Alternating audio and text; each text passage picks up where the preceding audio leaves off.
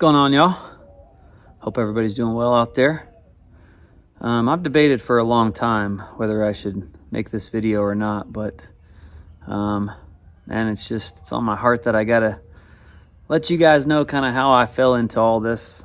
What kind of pushed me forward, propelled me forward into music, and where I was at in my life, because I think it could help some folks out there, if you're on the fence, or even if you're going through some struggles like I was at the time on what direction I needed to take with my life. But some of you may know about my story or may not know. I was a collegiate track coach for almost 15 years, and that was pretty much my whole life. And I had, at one point, I think about 4 or 5 years in, just completely left music behind. I had been a musician before. I had traveled all across the United States playing shows and making records, and it was a little different back then, of course. There wasn't all the online platforms and streaming platforms like there are now, and just so much availability to get out there, which it's a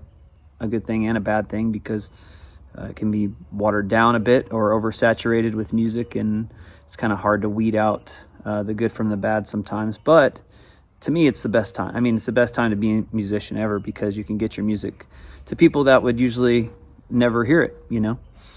That said, I was in a career for 14, 15 years, and back when COVID hit, being a collegiate track coach, our operation was shut down, and I was left with really not much to do at the time, because the university was shut down. Student athletes were sent home, and so it was a weird time. I mean, everybody knows it was a weird time for everybody, sitting at home figuring out what to do next.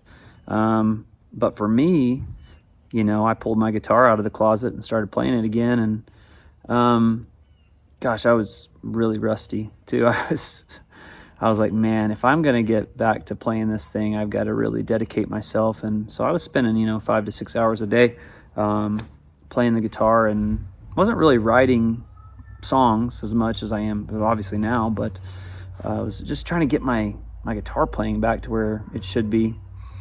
And so I was playing a lot, and in that process I would record videos of myself, not necessarily for social media really, but it was for just to kind of critique and look back and say, okay, am I making progress? And occasionally I would post things on my personal Instagram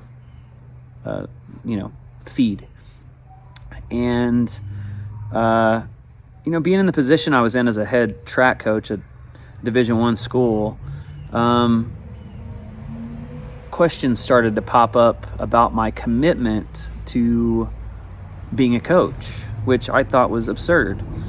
And I feel like a lot of people go through that. It's like they're pressured, to give up their hobbies or give up the things they love just because, some stigma or and maybe it's not even like a corporate thing or a job thing. It's a family thing. Or, oh man, this guy, like, such a loser. He's always playing the guitar, or whatever it is you're doing. You're always painting. You're always going out and doing photography or taking pictures. I think hobbies enrich our lives, and it makes us better at our jobs. It makes us better human beings. It makes us more well-rounded, more balanced. And I was so frustrated because I was pulled into meetings with administrators that were like, what are you doing?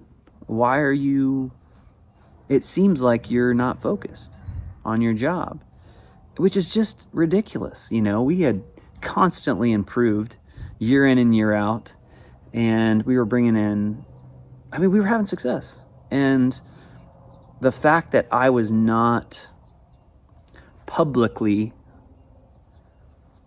I don't know, it was weird. Like, it was all about perception, right? And I always got this lecture, perception is reality, and if you're playing music, then what are you? You're not a coach. And I just thought that was fucking bullshit. to be quite honest, because I was passionate about playing music too, and it helped balance me out. And I feel like I could approach my job better. I could approach my job with more passion, and I was just a more well-rounded individual. So the reason I'm getting on here and saying this is because I know there are times some of you feel pressure to leave your passion behind or put it on the back burner.